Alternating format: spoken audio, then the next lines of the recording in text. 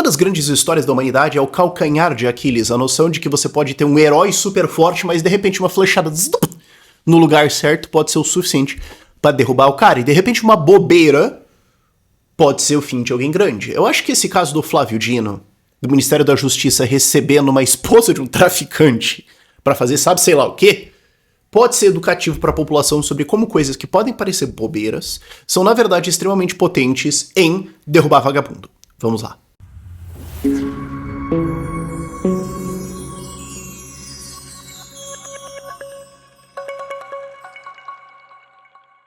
Mas primeiro alguns avisos. Dia 16 de novembro, agora sim, quinta-feira, eu estarei em Belém palestrando com o Partido Novo e eu estarei também em Campina Grande, em breve, Campina Grande, Paraíba, palestrando também com o Partido Novo, com os candidatos de lá.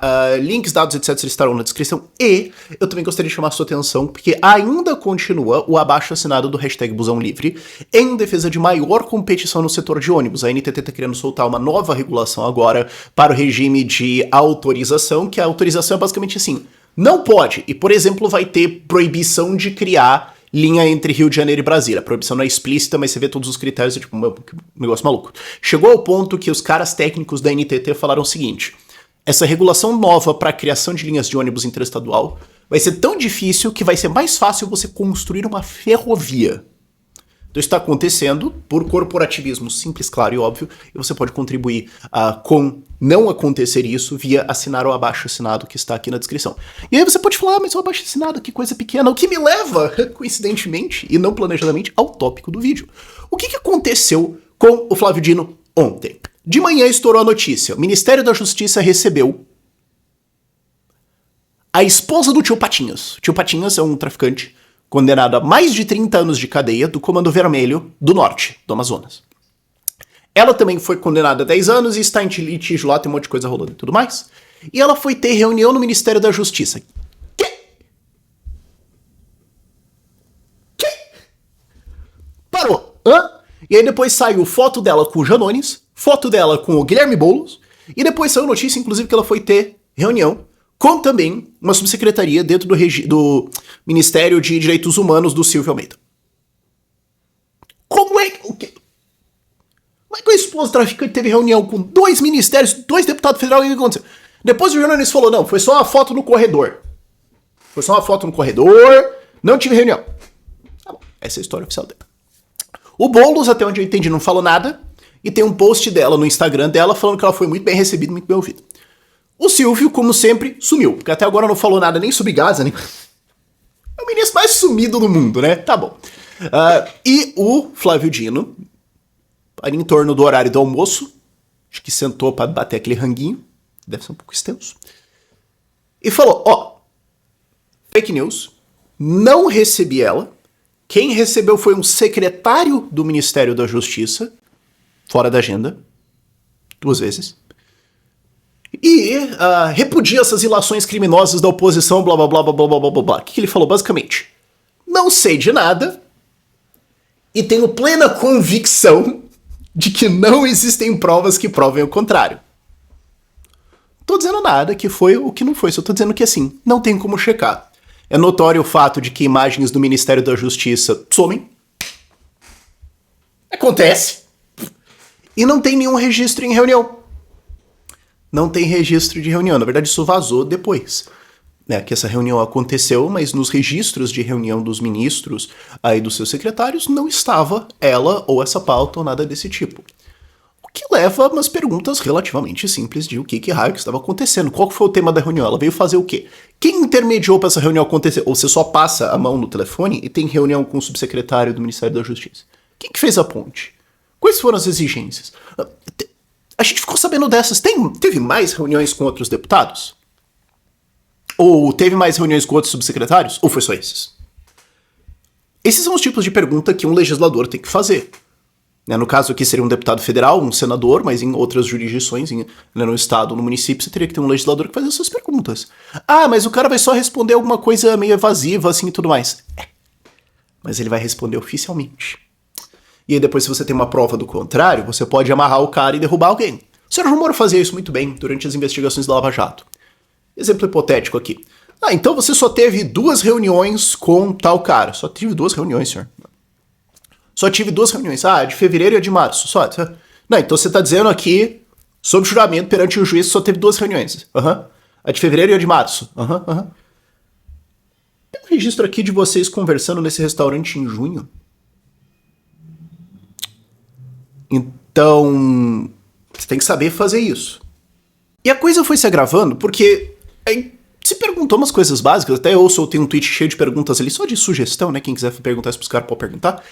Que é, peraí, mas diz que ela tá num instituto lá que defende presos no sistema carcerário. Tá bom, pergunta, quem que banca esse instituto? Porque eu trabalho com institutos, eu trabalho hoje no Instituto Libertas, do Novo. Ajudei a fundar o instituto. Que trabalha também com defesa de liberdade econômica em Brasília. Sou um dos fundadores.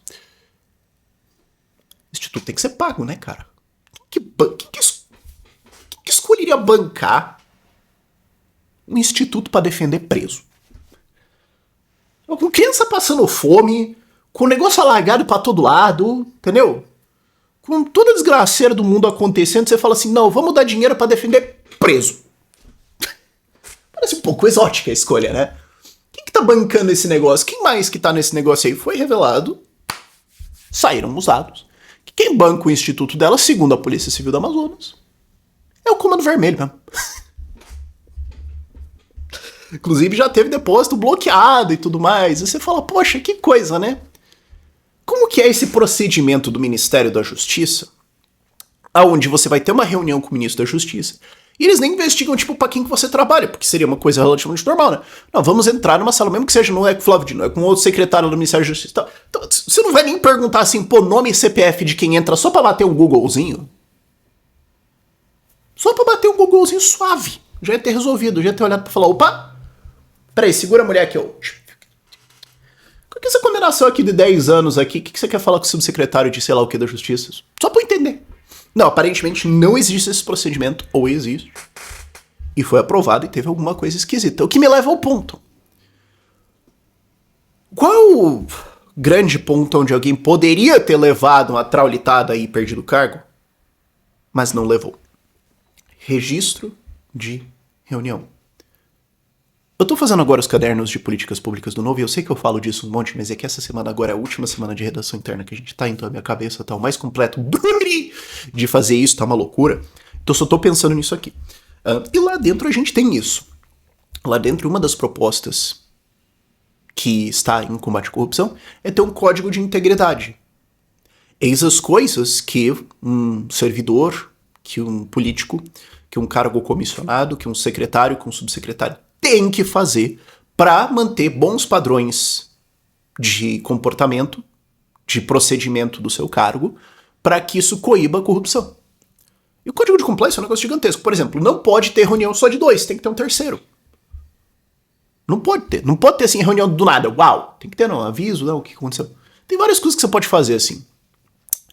Se você vai ter uma reunião com alguém que tem um conflito de interesses, então, tem um cara aqui que ele tem uma empresa que o sócio é meu primo. Você tem que marcar. Não, estou tendo uma reunião que pode existir um conflito de interesses. Não sei se existe, não sei se necessariamente vai acontecer, mas está registrado. Aí você fala, pô, mas que bobeira. Que bobeira, cara. Você acha que isso aí vai parar o...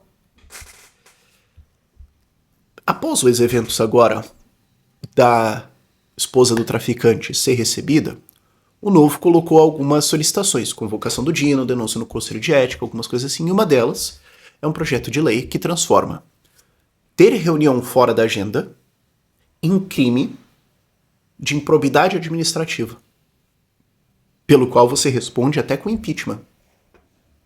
Aí você fala, pô, mas por uma reunião? Não.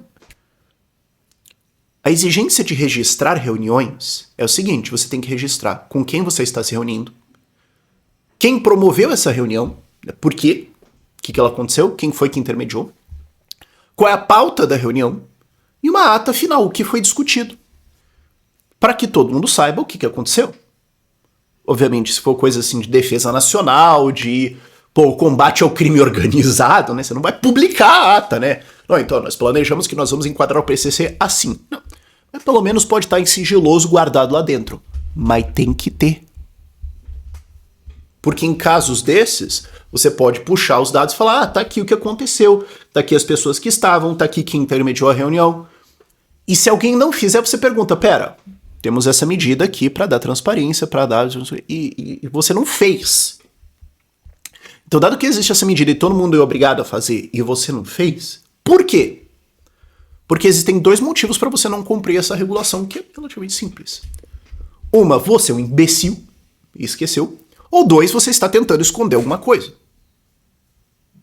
Então a aparência de impropriedade será tratada como impropriedade e você responde por isso, porque não tem outra justificativa plausível, a não ser você um asno, pelo qual então você não deveria ocupar esse cargo de qualquer forma, para você não registrar isso. Então uma coisa boba como essa, nesse caso do Flávio Dino, teria permitido puxar o secretário dele e falar, secretário, tá aqui ó, ata da reunião. Essa pessoa intermediou a reunião. Por quê? Que outras reuniões ela intermediou dentro dos ministérios? Tem que ser tudo gravado.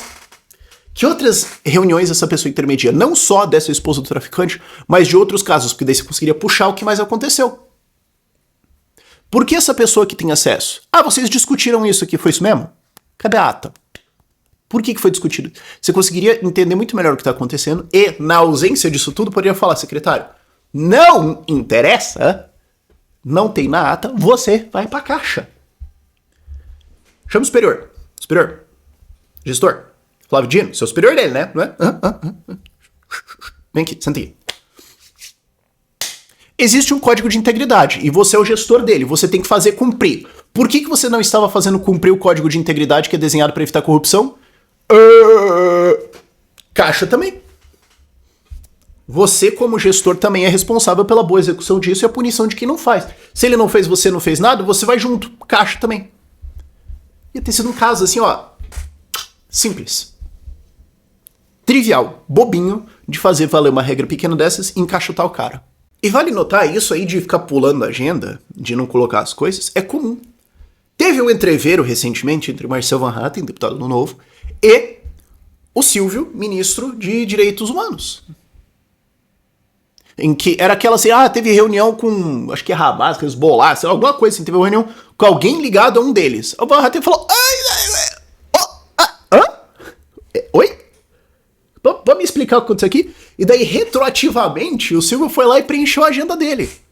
Foi reunião fora da agenda e tudo mais. Aí o Van Hatten, obviamente, perguntou, mas peraí, por que você tá tendo reunião fora da agenda com um maluco ligado à organização terrorista? Qual foi, cara? Aí o Silvio retroativamente colocou a agenda. Isso aí, se essa regulação de obrigatoriedade de publicidade de agenda existisse, ia ser Silvio vai de ministro pra caixa. Acabou. É uma coisa que parece boba, é uma coisa que parece simples. Mas a simples implementação desse tipo de coisa em prefeituras, governos de estado e nível federal constrangeria muita gente a não fazer essas coisas e te daria o veículo pra você derrubar uma puta galera. Claro, eles podem sempre tentar pensar alguma outra coisa, mas você vai dificultando. Você vai complicando e tudo mais para esse tipo de coisa acontecerem. Isso junta com, por exemplo, outra que aconteceu, que foi a nomeação dentro de cargo lá da Petrobras. O Lula mandou nomear uns imbecil lá na Petrobras no conselho, o Léo Siqueira, deputado estadual novo aqui de São Paulo, trocou o processo falando não pode, viola o estatuto, vocês não podem nomear esses caras assim, derruba. A Petrobras teve que fazer reunião para mudar o estatuto, a ação despencou, foi a puta vergonheira e todo mundo no Brasil ficou sabendo. Mas no fim das contas eles conseguiram nomear os caras. Provavelmente. Mas é um gigantesco constrangimento da empresa, perda de valor e o país parando para discutir, mesmo que por algumas horas, que isso estava sendo feito. Então você cria pontos de exposição.